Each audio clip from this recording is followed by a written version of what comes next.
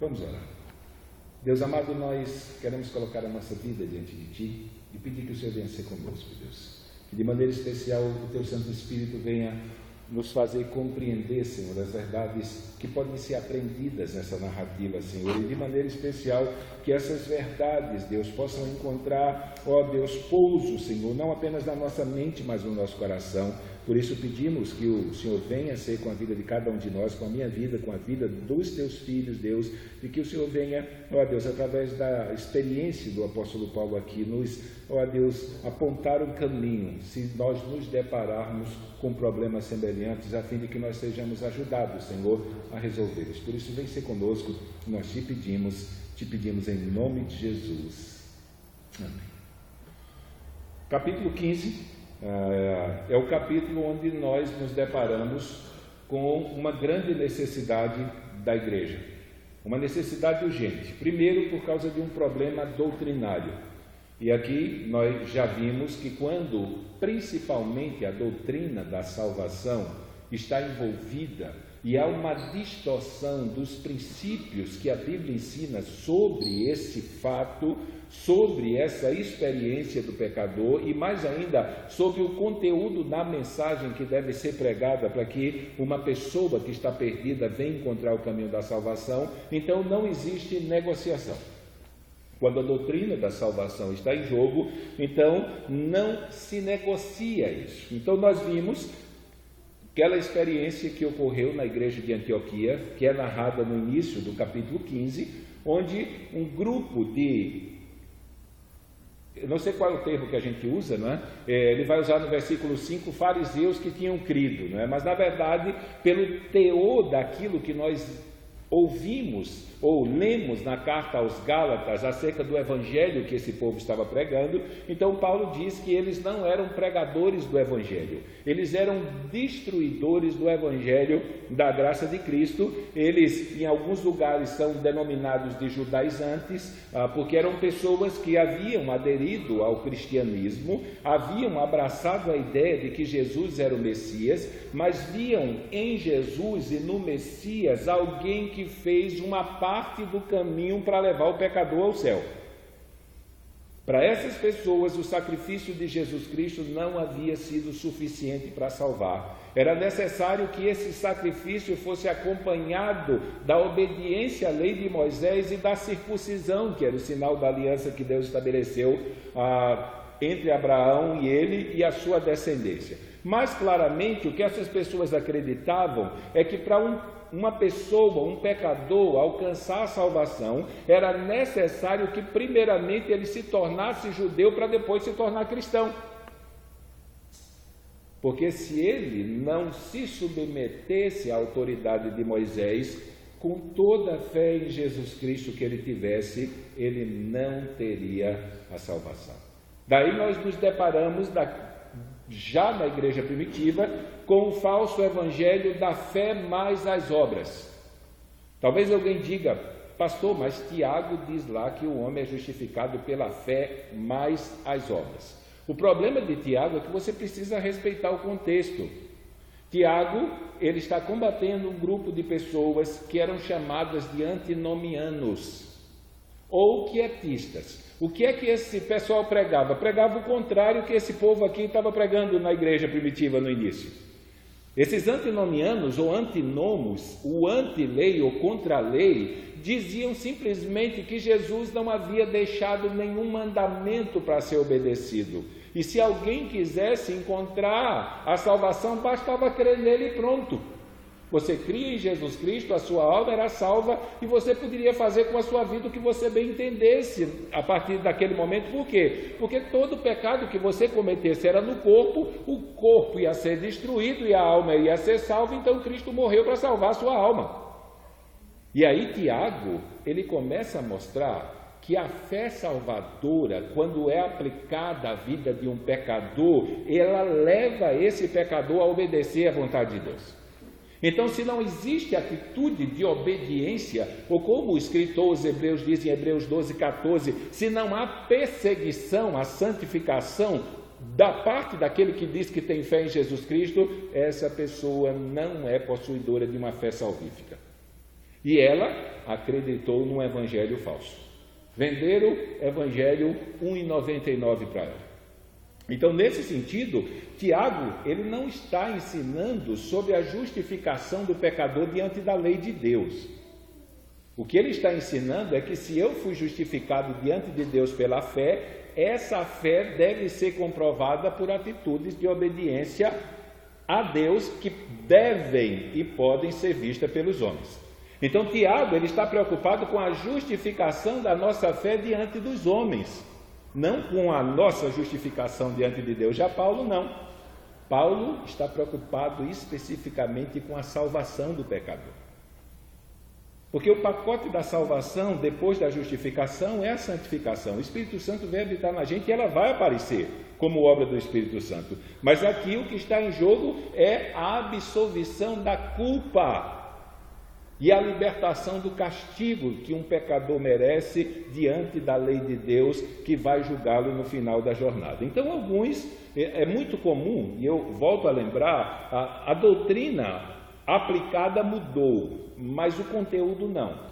Hoje você conhece a turma que é influenciada por esse tipo de doutrina errada, quando elas chegam e dizem: olha, Jesus fez a parte dele e você tem que fazer a sua. O princípio é o mesmo. O que essa pessoa está pregando é que a obra que Jesus Cristo fez não é suficiente para salvar. Ou quando você afirma para uma pessoa que você está salvo, está pronto para ir encontrar com o seu Senhor nos céus, a pessoa se levanta e diz: não, ninguém pode dizer que sabe para onde vai, porque a gente tem que fazer a parte da gente. Venderam para essa pessoa um evangelho barato. Venderam para essa pessoa um evangelho falso, que não é o evangelho verdadeiro. Essa pessoa deu ouvidos a um pregador amaldiçoado. Paulo diz isso 2 vezes. E ele diz: olha, se eu aparecer de volta aqui na Galácia e pregar a mesma coisa que esse povo aí está pregando para vocês, vocês me chamem de amaldiçoado. Porque é outro evangelho, é o evangelho de Cristo, não é o evangelho da graça. E no verso 6 ele deixa isso claro. Então nós trabalhamos a confusão que teve lá, a influência desses judeus aqui, que eram fariseus, que haviam crido e misturado o evangelho com a lei de Moisés.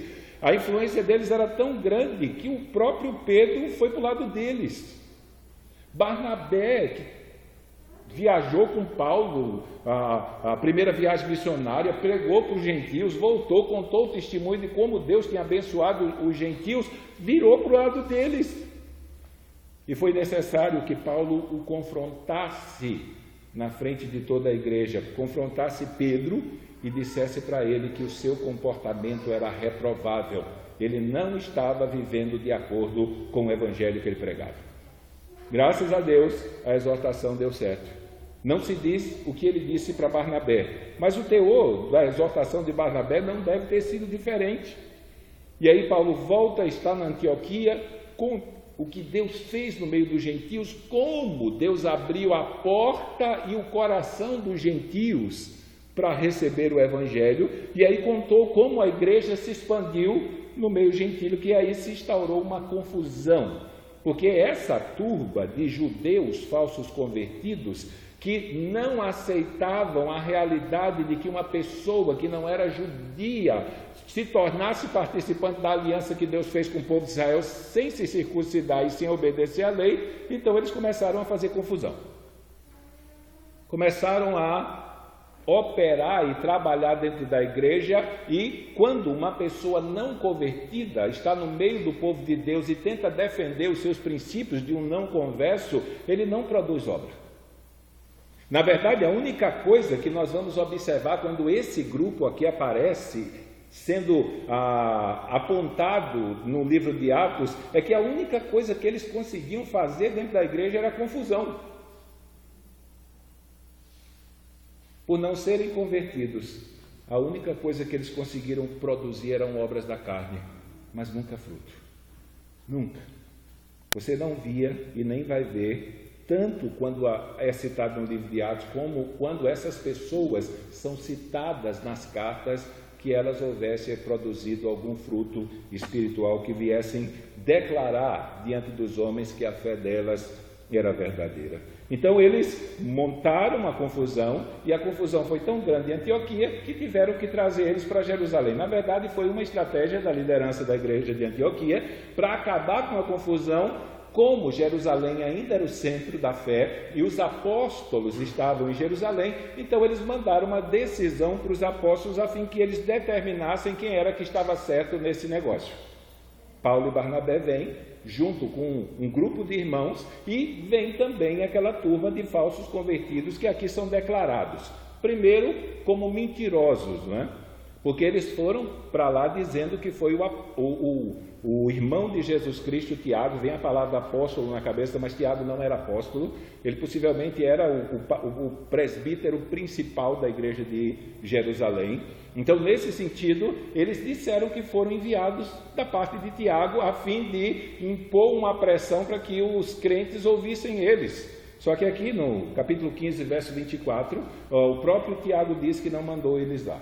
Então, além de ser uma turma de mentirosos, eles também eram falsos pregadores do Evangelho, que não estavam interessados no crescimento da igreja, não estavam interessados no conforto e no consolo e no estímulo à alegria daqueles irmãos não judeus que haviam crido no Evangelho, mas eles haviam se levantado para destruir o Evangelho e destruir a fé daqueles que haviam crido em Jesus Cristo. Então, como vimos a semana passada, se estabeleceu um concílio em Jerusalém, juntando os apóstolos, os presbíteros, Paulo e Barnabé e a igreja de Jerusalém. E ao final ficou decidido que os gentios fossem recebidos da igreja e fossem integrados completamente ao corpo de Cristo, ao rol de membros, pelo batismo.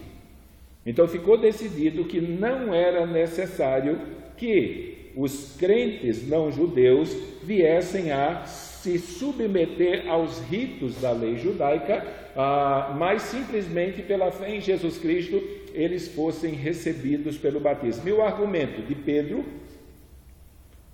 foi que ele foi quem introduziu os gentios. A igreja de Jerusalém já tinha tomado essa decisão 10 anos atrás, quando Pedro pregou para Cornélio, e Cornélio foi batizado e pelo batismo foi inserido na igreja. Então, ele foi chamado para Jerusalém e ia ser disciplinado, até que ele contou que Deus batizou com o Espírito Santo a família de Cornélio, e Cornélio, como batizou eles no dia de Pentecostes, e aí a igreja já não estava mais irritada, já se alegrou e louvou a Deus porque a salvação chegou nos gentios. 10 anos depois, havia um grupo lá dentro que não havia engolido isso e vivia dentro da igreja somente para causar tumulto e causar confusão. Então, o concílio decide que a salvação é pela graça, por meio da fé, e que todo gentio que crê em Jesus Cristo somente pelo batismo será integrado. Não precisa se circuncidar nem obedecer os ritos da lei de Moisés como um complemento à fé em Jesus Cristo para a salvação, porque a obra da salvação é completa.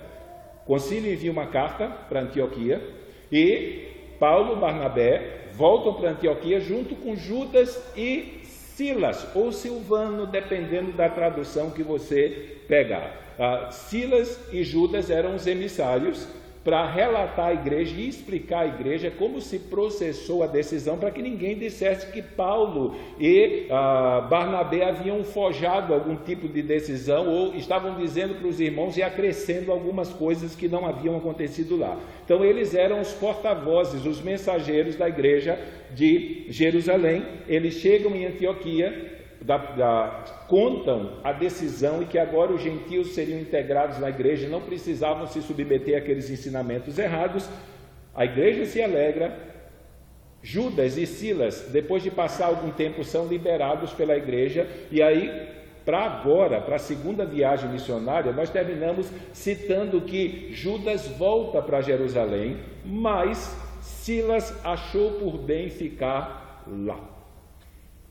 Eu acho interessante quando a gente começa a observar essa ação do Espírito Santo operando e organizando as coisas para que o próximo passo da agenda de Deus seja feito. Então, o normal era os dois terem voltados, porque essa era a função deles no trabalho na igreja em Jerusalém. Mas Silas acha por bem ficar lá em Antioquia, não ir embora, e lá em Antioquia também ficam por um bom tempo Paulo e Barnabé ensinando. E o interessante é que haviam já mestres na igreja, porque o texto que nós lemos, no capítulo 15, verso 35, vai dizer que Paulo e Barnabé ficaram em Antioquia ensinando e pregando com muitos outros a palavra do Senhor. E tanto para a pregação do Evangelho como para o ensinamento das Escrituras, você vai ver Lucas intercambiando a expressão palavra do Senhor ou palavra de Deus no livro de Atos. Então Lucas escolheu essa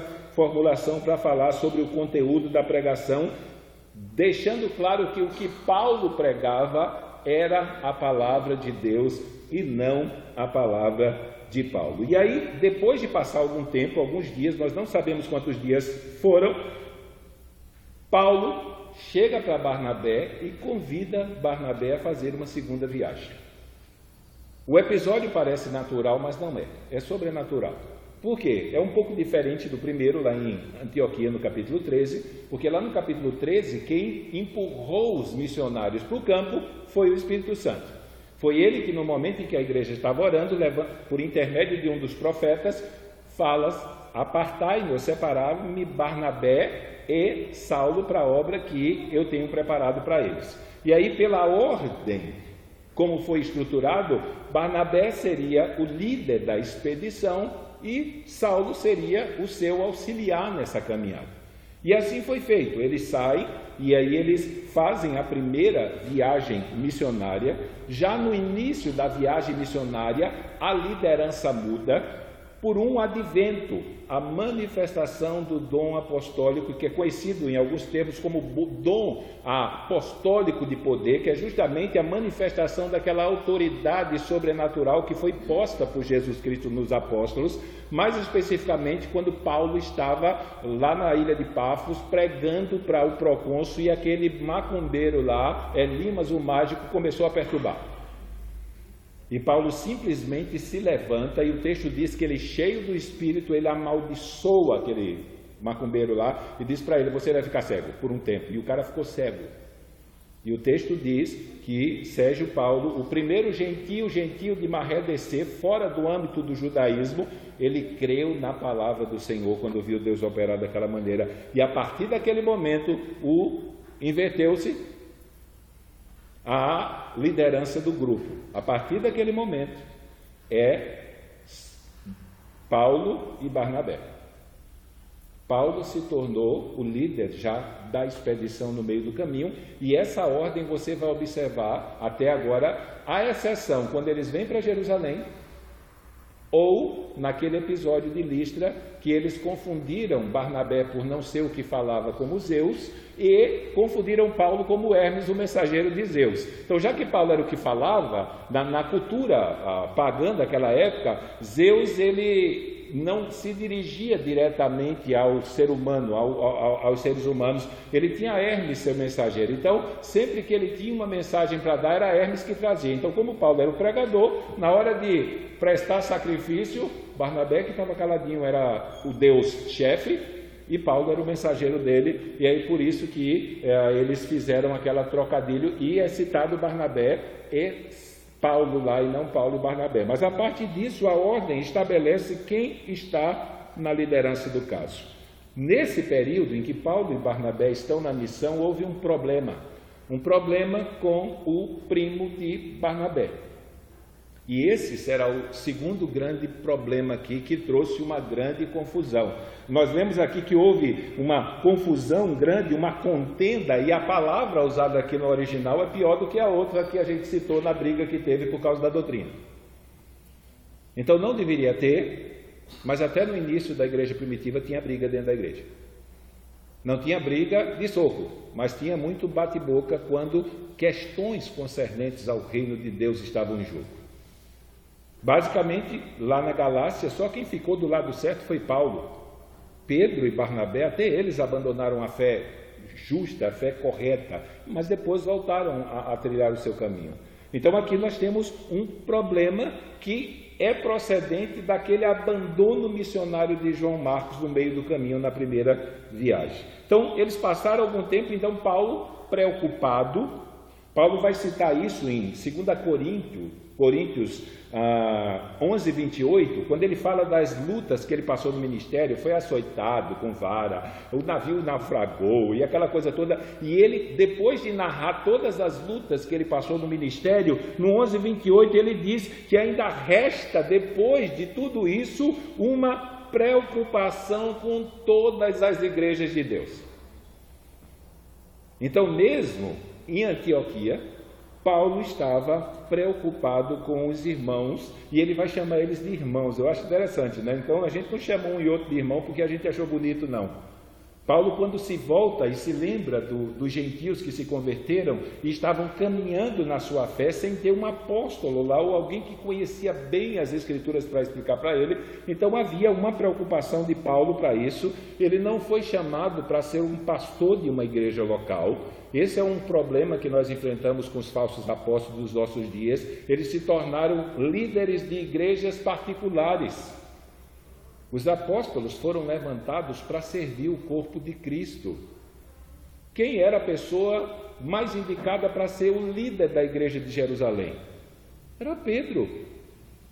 Só que o líder maior da igreja de Jerusalém era Tiago, não era Pedro.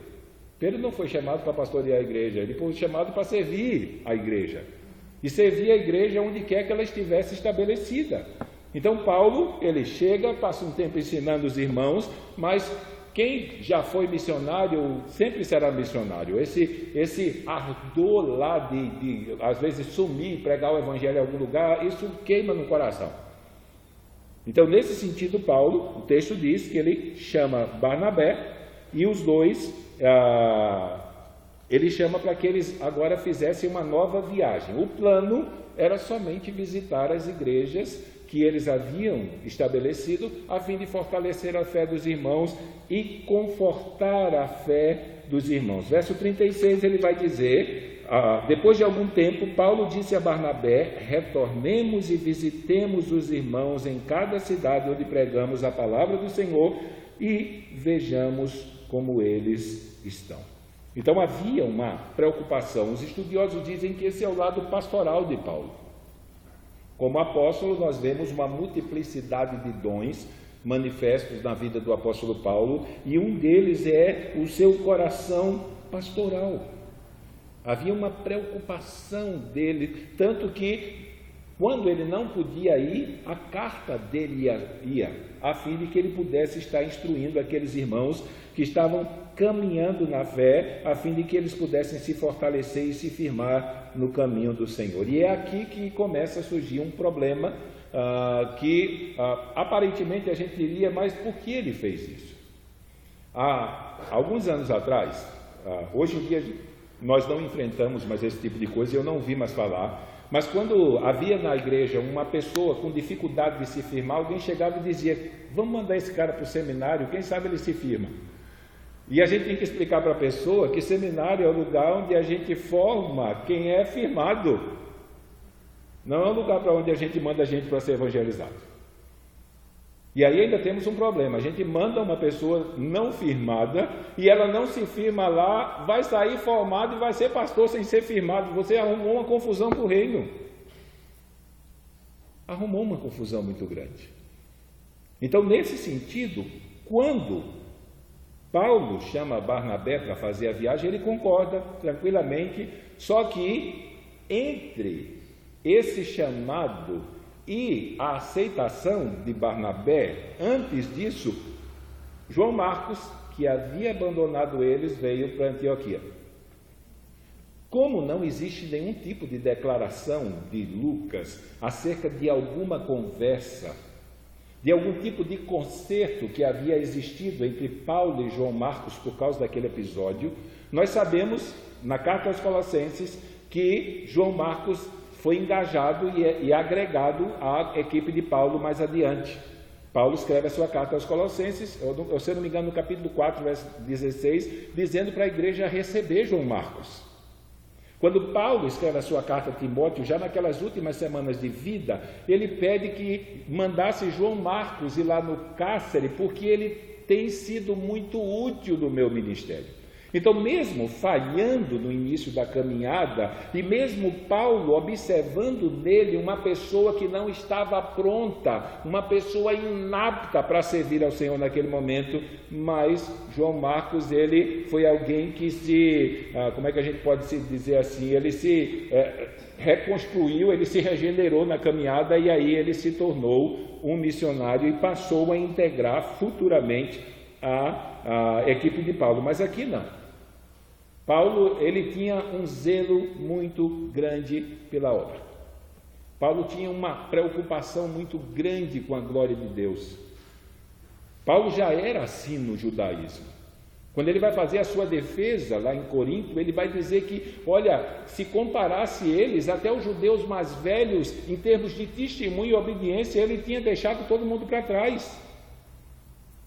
Ele era uma pessoa super comprometida. Ele era o que era chamado de um fariseu, um hebreu dos hebreus. Lá no Nordeste a gente tem um provérbio que diz que é roxo, né? É uma coisa desse tipo assim que eu não vou... Quando diz que esse aí é nordestino mesmo. Agora, quando Paulo se converte ao cristianismo, ele não faz como alguns que eram esplendidamente comprometidos com o paganismo e quando se voltam para Cristo não conte com ele para nada. Mas quando ele encontrou o caminho da verdade e o caminho da paz, ele se tornou comprometido ao extremo com o caminho e com a obra. Então, se nós tínhamos no judaísmo um exemplo de judeu em Saulo, nós temos no cristianismo um exemplo de cristão em Paulo. Se ele servia ao diabo com todas as suas forças, agora ele também serve a Deus com todas as suas forças. Então ele não quer ficar parado, e aqui volto a dizer, isso é o caráter do chamado apostólico. Apóstolo não foi chamado para tomar conta de igreja, nem tomar conta de ministério. Não foi. Os apóstolos bíblicos foram levantados por Cristo para servir a igreja de Cristo de maneira geral, além de que eles eram inerrantes no seu ensino, eles tinham do apostolado de poder, e aí a gente cita um monte de qualidades que os apóstolos de Cristo tinham que os de hoje não têm. E a questão é porque os de hoje não têm, porque eles são falsos apóstolos. A gente sempre diz que a coisa mais fácil hoje é você identificar um falso apóstolo, é só ele dizer, eu sou apóstolo, pronto, é um falso, e aí a gente já não se engana mais com isso. Então Paulo era uma preocupação dele em fortalecer aqueles irmãos com a palavra do Senhor. Verso 37 vai dizer, mas Barnabé queria levar João, também chamado Marcos, e aqui porque Lucas usa essa adição. Marcos era, a exemplo de Paulo, Saulo, Paulo, nome de raiz judaica, nome de raiz romana. Marcos também, ele tinha o seu nome de raiz judaica, hebraica, que era João, e tinha o seu nome grego.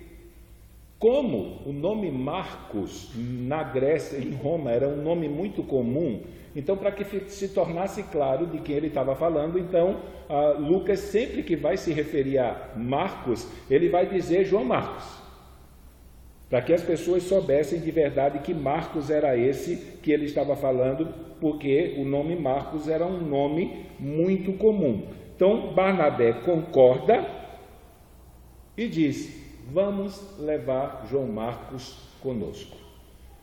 E aí nós temos alguns argumentos do porquê disso. Por que Barnabé foi interceder por ele? Primeiro, porque Barnabé era primo de João Marcos. Eles eram primos, eles faziam parte da mesma família, e isso é um problema. É um problema que existe até hoje, quando você mexe com famílias e com membros de famílias. É complicado lidar com isso, porque às vezes a sanidade dos princípios da vida cristã, elas vão embora com o apego e o amor filial que existe entre irmãos de sangue. Então aqui Barnabé intercede, primeiro porque ele era primo de João Marcos, em Colossenses 4,10 isso é deixado claro. Em segundo lugar, apesar de Marcos ter deixado os missionários no meio da viagem, lá durante a viagem para a Ásia Maior, e de ter tornado para Jerusalém, o que dá a entender é que ele arrependeu-se disso e veio para Antioquia tentar de novo. Só que, volto a dizer, não houve nenhum tipo de acerto de contas dele com o apóstolo Paulo. Pela atitude de Paulo em relação a ele, não houve nenhum tipo de se chegar de verdade no apóstolo Paulo e se consertar primeiro com ele para depois ver se dava para ir ou não, né? Às vezes a gente enfrenta isso no ministério. Uma pessoa pisa na bola e ela desaparece, e daqui a pouco aparece como se nada tivesse acontecido e quer simplesmente continuar vivendo da mesma maneira e tendo os mesmos privilégios sem ter esboçado nenhum tipo de arrependimento ou algum tipo de retribuição ou prestação de conta pelo que fez. Normalmente o que ocorre hoje é que quando alguém pisar na bola e nós pressionamos para que haja algum tipo de disciplina ou alguma coisa, ele simplesmente arruma as malas e vai embora. E ele vai para outro lugar e chega lá como se nada tivesse acontecido, como se ele nunca tivesse feito nada de errado, sem haver tido nenhuma experiência de arrependimento, e continua a sua vida cristã como se essa questão de pecado e arrependimento não fizesse parte da sua existência. Então nós temos um problema familiar, nós temos um problema que se instaurou por força de João Marcos haver ido para Antioquia e simplesmente sem haver tido nenhum tipo de conserto em relação ao erro que ele cometeu na viagem anterior. E terceiro, o fato de que Barnabé queria dar uma segunda chance para ele. E aí Paulo, ele não aceitou. E aqui você já vê claramente que quem é o líder da missão agora é Paulo. Ele foi na primeira possivelmente porque Barnabé era o líder. Paulo era o auxiliar. Quem decidiu levá-lo foi o líder da missão. Mas aqui não. Como é Paulo que está encabeçando, como é Paulo que está à frente, então agora Paulo ele tem a autoridade de determinar o que vai acontecer, como vai acontecer e como eles vão fazer as coisas e quem vai ir junto. E aqui começa a se instaurar esse problema familiar, só que a parte disso, Silas ou Silvano já ficou em Antioquia. E é por causa desse problema vai se romper o relacionamento de Paulo e Barnabé no que diz respeito à parceria na obra missionária. Como vimos no concílio, Pedro ficou para trás e Pedro sai de cena no livro de Atos e agora nós temos Paulo. Aqui, Barnabé também vai sair de cena e nós não vamos ouvir mais uma citação do nome de Barnabé no livro de Atos dos Apóstolos. Nós temos citação na carta, mas aqui acabou a aliança entre Barnabé e Paulo no que diz respeito à obra missionária, porque Paulo não achou por bem levar o primo dele para a obra como missionário, como ajudante.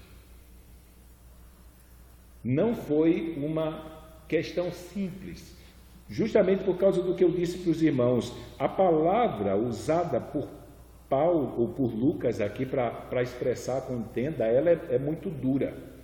Então Paulo, ele simplesmente não considerava João Marcos apto para a obra naquele momento. Ele queria passar pelos mesmos lugares. E passando pelos mesmos lugares, eles iam correr os mesmos riscos.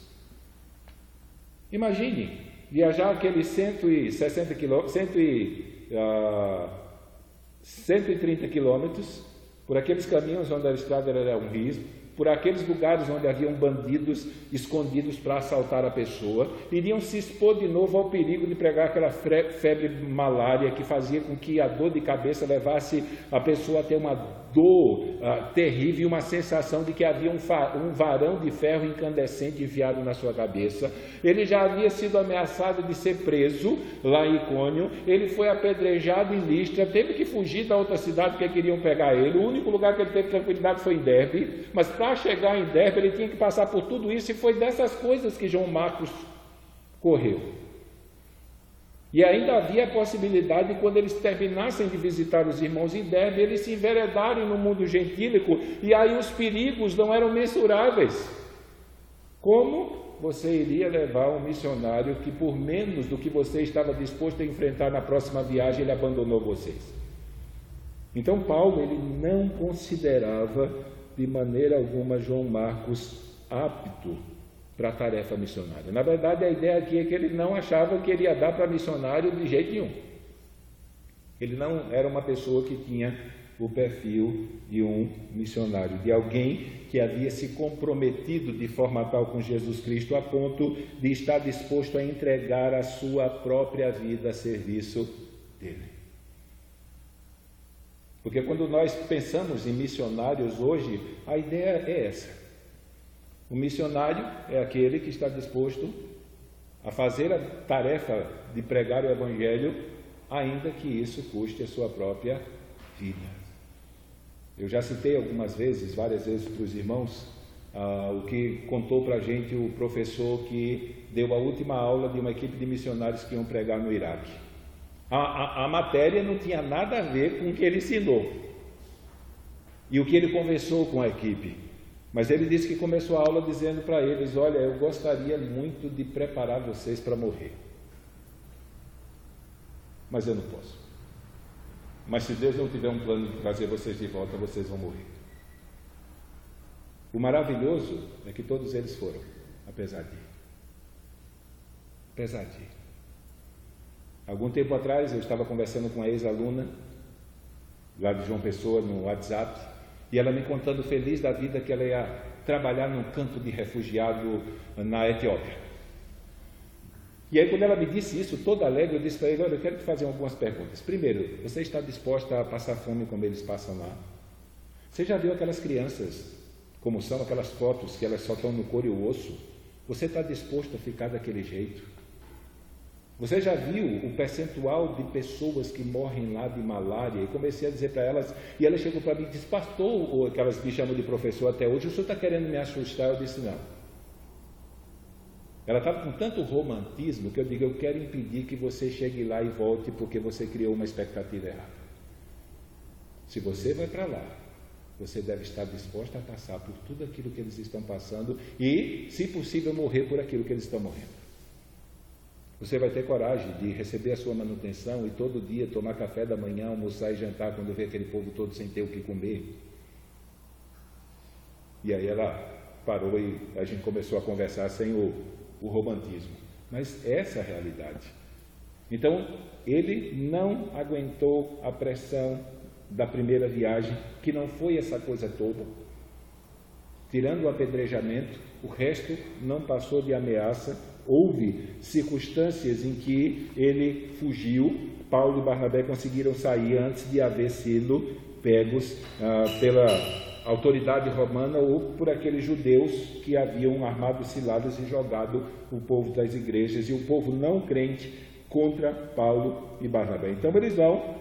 A ideia é chegar até Derbe normalmente, ir para Antioquia da Pisídia, passar por Icônio, ir para Listra e depois chegar em Derbe. Listra foi o lugar que Paulo foi apedrejado e queriam prestar sacrifício a ele e a Barnabé como se eles fossem deuses. E aí o que é que aconteceu? Por causa desse desejo de Barnabé levar João Marcos, o seu primo, na obra missionária, e a sua insistência, porque a ideia aqui do texto, não no português, a gente não vê isso, mas no texto original, Barnabé ficou insistindo com Paulo.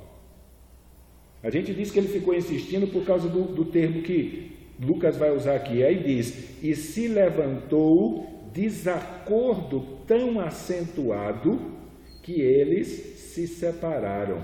Barnabé levou Marcos consigo e navegou para Chipre. A palavra no grego aqui, que é traduzida por desacordo acentuado, a expressão literal é que Barnabé provocou a ira de Paulo, de tanto que insistiu. E já deu para notar com esses problemas com os judaizantes que Paulo era um apóstolo de pavio curto. Quando ele discordava de uma coisa, corra. Corra. Enquanto ele não vencesse o debate, ele não desistia. Então, nesse sentido, o Barnabé ficou cutucando onça com vara curta, porque queria que Paulo ele fizesse a vontade dele, Paulo cedesse e levasse o seu primo com ele, e aí Paulo simplesmente foi intransigente, por não considerá-lo apto para ser missionário. Paulo disse: comigo ele não vai. Apesar dessa luta, apesar dessa briga, apesar dessa divisão, quem estava no controle absoluto de tudo isso era Deus. Deus não estava estimulando eles a brigarem. Deus não era responsável pela maneira como eles estavam se tratando. Isso era fruto dos resquícios da natureza pecaminosa. Agora, Deus, ele é aquele que consegue fazer o mal se tornar em bem. Deus é aquele que, mesmo quando as circunstâncias parecem que deram errado e vai parar por ali, ele pega os cacos, junta e faz com que aquilo seja revertido para a glória dele. E eu me lembro do Hernandes Dias Lopes, quando ele deu aquela pregação lá na Fiel sobre Paulo, o líder, né? E o interessante é que quando ele chega nesse ponto, ele disse: irmãos, foi uma bênção essa briga, porque ia sair de Antioquia uma equipe missionária indo para um único lugar, e por causa da briga saiu duas. Barnabé e João Marcos foram consolar, confortar e edificar os irmãos em Chipre, e Paulo, Silas já havia ficado por vontade própria, mas Deus tinha um plano naquilo. Paulo escolhe Silas, que era o responsável em dar a notícia da decisão apostólica de Jerusalém para os gentios. Então teve a confusão em Antioquia com os judaizantes e eles foram parar na Galácia, gente. Eles saíram perseguindo Paulo, tanto que alguns estudiosos dizem que o espinho da carne de Paulo eram esses judaizantes, esses falsos convertidos judeus que Paulo pregava a graça e eles tentavam destruir a graça e tirar a mensagem da graça do coração dos gentios convertidos. Eles não se converteram no concílio de Jerusalém. A igreja aceitou, os apóstolos aceitaram, a liderança da igreja, os presbíteros aceitaram, os irmãos, parte deles aceitaram, mas esses judeus ou esses fariseus que haviam crido, eles não aceitaram e passaram a perseguir e acompanhar Paulo. Paulo chegava numa cidade e pregava, o povo recebia o evangelho de Cristo. Quando Paulo saía, eles chegavam e tentavam destruir a pregação de Paulo. Paulo ia para outra cidade, pregava, os gentios se convertiam, e quando Paulo saía, eles chegavam para tentar destruir aquilo que Paulo havia feito. E eles se tornaram perseguidores de Paulo, por onde quer que Paulo fosse. Mas Paulo, ele era um pregador incansável. Ele não desistia. Ele continuava a pregar. Então, Barnabé resolveu se tornar o tutor de João Marcos. Possivelmente por causa desse acompanhamento, a vida de João Marcos, no que diz respeito ao ministério, foi restaurada. Então, às vezes, a gente se dá mal no início, mas não é porque alguém se deu mal no início do ministério que o fim será mal. Nós conhecemos um nas Escrituras que se deu bem o ministério todo. E no fim da carreira, foi a tristeza de Paulo antes da sua morte. Demas me abandonou. Ele amou o presente século. Alguns intérpretes tentam amenizar esse amor ao presente século, mas não existe outra interpretação, senão ele desviou mesmo e voltou para o mundo. O companheiro de Paulo, pregador do Evangelho, no final da jornada se aplica a ele aquela palavra de João: eles saíram do nosso meio para que se tornasse conhecido que eles nunca foram dos nossos. Então, a briga aqui não impediu que a vontade de Deus fosse feita. Não temos nenhum registro de que Barnabé e seu primo João Marcos foram enviados pela igreja. Eles foram para Chipre, era a cidade de Barnabé. Possivelmente era a cidade de João Marcos, apesar do primeiro encontro haver sido em Jerusalém, mas era a cidade de Barnabé, onde ele havia nascido. Então isso facilitaria o trabalho de Barnabé naquele local. E o texto diz: ao passo que Paulo escolheu a Silas e partiu encomendado pelos irmãos à graça do Senhor. E aí ele foi visitando as regiões. O zelo pela causa de Deus levou a isso. Temos comentaristas com a mentalidade mais moderna, é o que nós chamamos de interpretação anacrônica, você tentar interpretar o texto com a ideologia que coordena a mente do coletivo hoje, e aí você diz: Paulo não poderia ter sido mais brando, Paulo não poderia ter sido mais misericordioso com João Marcos e essa coisa toda. Na cabeça de Paulo isso não funcionava assim. Barnabé foi chamado de filho da consolação lá no capítulo 4, Paulo nunca. Então o cuidado que ele tinha com a obra de Deus impedia ele de correr riscos. Às vezes nós passamos por isso, corremos riscos. Numa igreja assim, tem época de batismo que a gente fica: e agora? O que é que a gente faz? E olha que nós temos 3, 4 meses de estudos.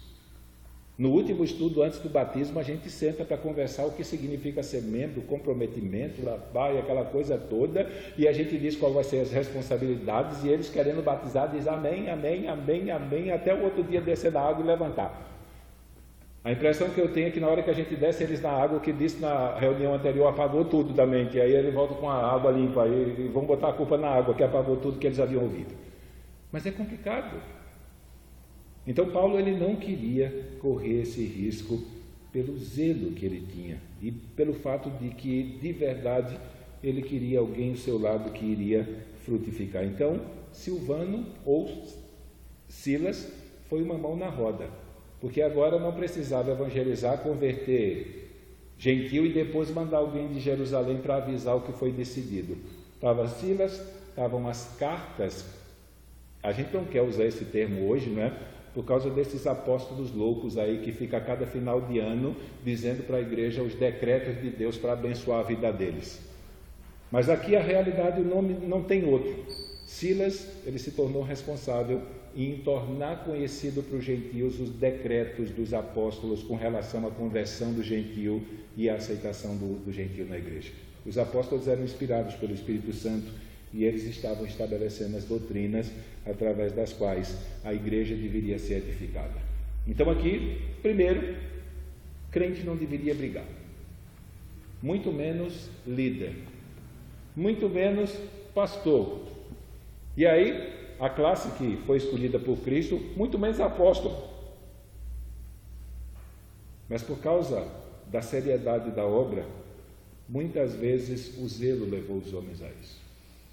Então, via de regra, muitas vezes nós nos deparamos, e a gente está tocando muito nesse assunto, porque nos últimos dias, ou nos últimos anos, parece que o que a gente mais vê no meio evangélico é briga entre líderes. Do Macedo com o Valdemiro, do Caio Fábio com Silas mais para trás, agora do Paulo Júnior com... Não Paulo Júnior está numa beleza. Ele falou aquilo e está vivendo como se ele não tivesse cometido, ele não falou nada errado, ele está seguindo a vidinha dele. O outro aqui quer brigar. Então, nesse sentido, a gente fica horrorizado, e às vezes até pessoas não crentes chegam para a gente: como é que pode? O pastor brigando um com o outro, e aí você vai para a Bíblia: meu filho, isso não é um problema moderno. Olha o papel de Paulo aqui, só faltava se pegar pela gola da camisa na frente dos irmãos. Essa é a expressão lá. Eles se olharam como alguém que iam sair no pau. E aqui, a expressão usada lá é que Barnabé ficou cutucando tanto, que aquela mesma expressão, para quem está acompanhando a leitura bíblica, essa expressão é muito usada. O povo faz bobagem e provoca a ira de Deus, Deus vem. Paulo, foi isso que Barnabé fez com Paulo. Paulo disse: olha, não vou levar. Paulo deu as suas razões porque ele não iria levar. Ele diz o motivo. Ele diz que ele não iria levar João Marcos porque ele já havia provado que não tinha firmeza suficiente para aguentar a pressão. Ele havia abandonado eles no meio da primeira viagem. Então ele já havia demonstrado em seu comportamento que ele, na ideia do texto, não era confiável. Ele simplesmente, a atitude dele para Paulo demonstrou que ele não tinha nenhum tipo de condições e não tinha nenhum testemunho em si que pudesse levar Paulo a acreditar que ele havia mudado. Então Paulo diz: olha, eu não vou fazer isso. Barnabé possivelmente não gostou por causa da expressão da contenda aqui.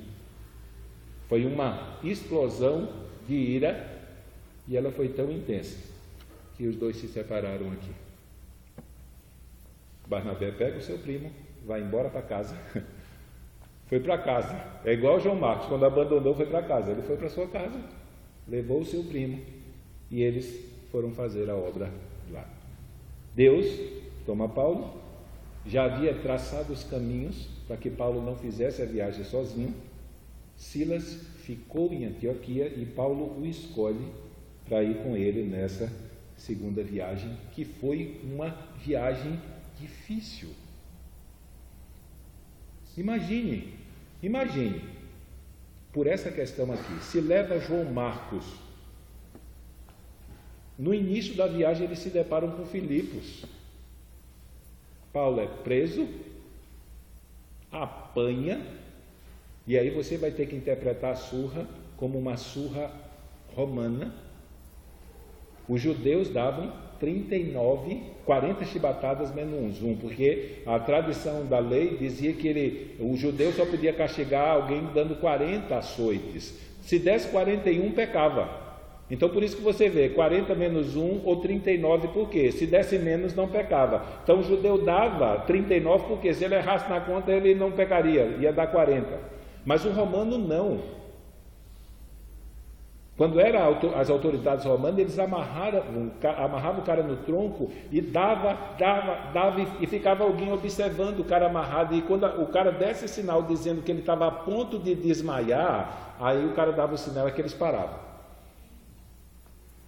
Então, se alguém fosse bom de couro, como se diz, para apanhar, ele iria levar muita chicotada.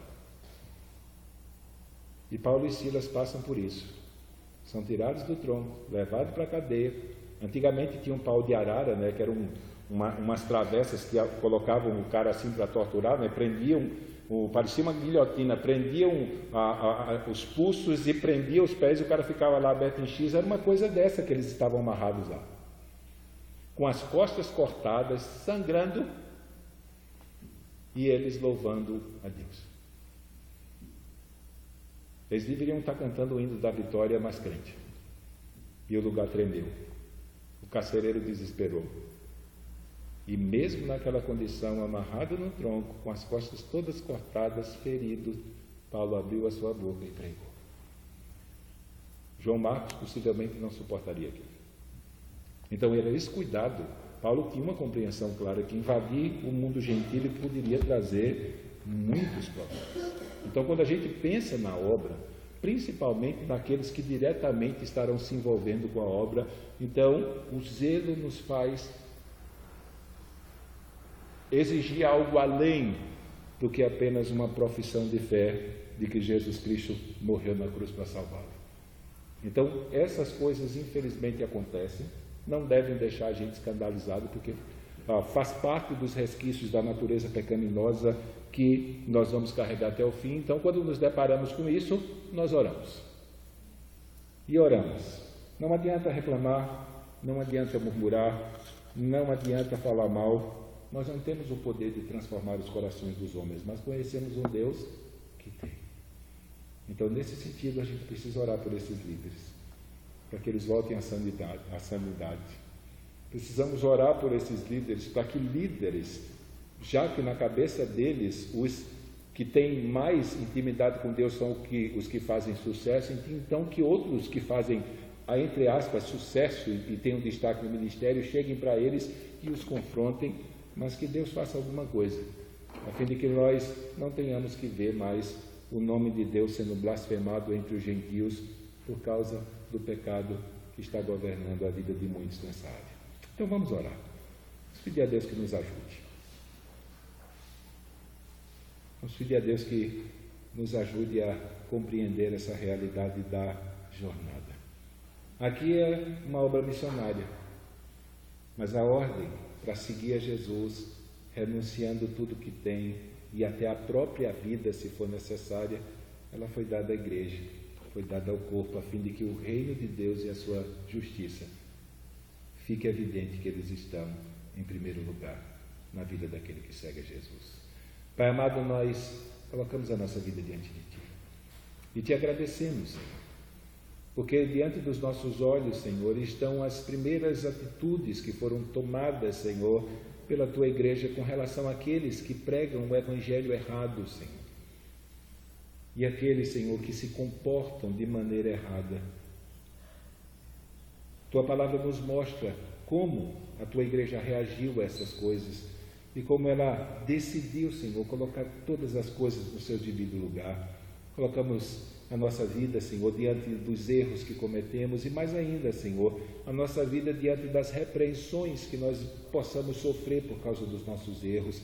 Que o Teu Santo Espírito esteja, ó Deus, nos conscientizando, Senhor, de que os nossos erros trazem consequências para nós, as nossas atitudes erradas trazem consequências, Senhor, e nós não temos como escapar disso, elas são casadas.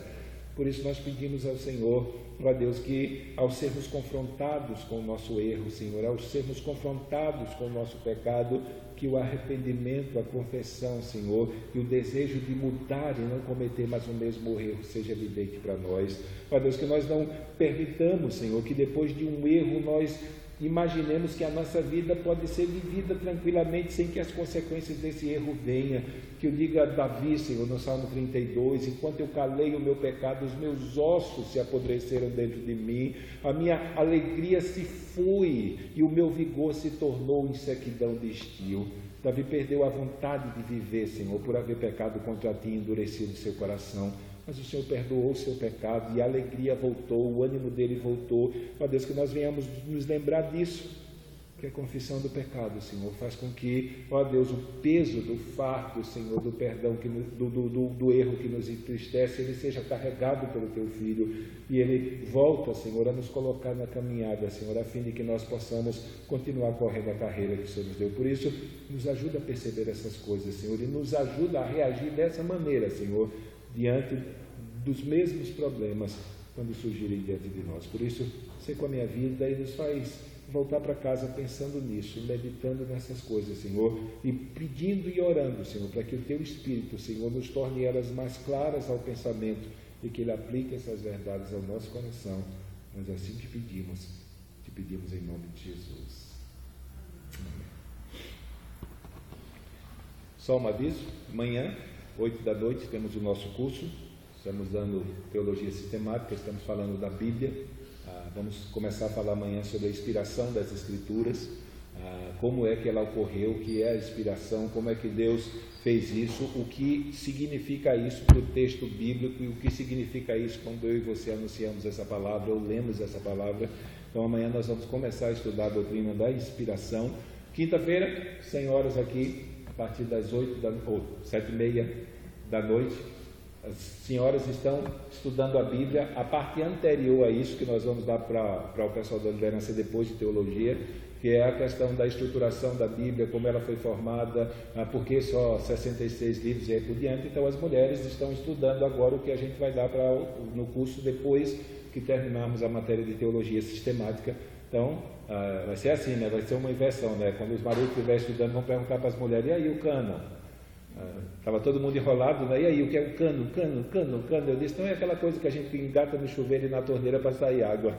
E era a resposta, né? Todo mundo queria a resposta, mas é brincadeira, gente, não é isso não. Depois vocês vão ver direitinho, e vai se tornando mais claro à medida que você vai estudando essa disciplina. Mas as mulheres estão estudando sobre a Bíblia agora esse ano, né? Então elas vão se tornar até o fim do ano expert, vão saber explicar a Bíblia do início ao fim, e isso vai ser muito bom para a saúde espiritual de cada uma das irmãs da igreja. O Ministério da Saúde recomenda isso, como diz, como é que é o nome do pastor lá? Estou escutando ele direto agora, esqueci o nome meio esquisito, mas ele sempre diz, né, quando fala sobre a palavra de Deus e o efeito que a palavra de Deus faz bem dentro da nossa vida, ele diz, o Ministério da Saúde adverte que a ausência disso vai fazer mal, então aproveite. Então quinta-feira, sábado, os clubes normais. Domingo nós temos a manhã de consagração, às 8 horas da manhã, e temos o nosso culto à noite. Então vamos orar. Deus amado, nós queremos te agradecer por esses momentos que passamos aqui, em que lemos a tua palavra, oramos a Ti, Senhor, louvamos a Ti e meditamos, Senhor, ó Deus, nessas narrativas, Senhor, cujas atitudes da igreja para com e Paulo para com nos ensina a como lidar, Senhor, com essas situações, se de alguma maneira elas se levantarem, Senhor, diante de nós e exigirem de nós um veredito. Por isso nos ajuda, Senhor, ó Deus, e nos faz compreender como as atitudes de Paulo e da igreja de Jerusalém podem servir, Senhor, para que nós resolvamos esses mesmos problemas hoje. Por isso, sei com a minha vida, sei com a vida dos teus filhos, volto a pedir que o Senhor nos leve de volta aos nossos lares, pensando naquilo que ouvimos, nas coisas que nos chamaram a atenção, Senhor, e que pelo teu Espírito o Senhor esteja tornando isso mais claro ao nosso entendimento e aplicando essas verdades ao nosso coração, porque sabemos que só assim essas verdades que aprendemos se tornarão verdades na nossa vida. Por isso, vem estender a tua mão, Senhor, e vem nos abençoar. Nós te pedimos e te agradecemos por essa noite, em nome de Jesus. Amém. Amém? Cumprimente seu irmão.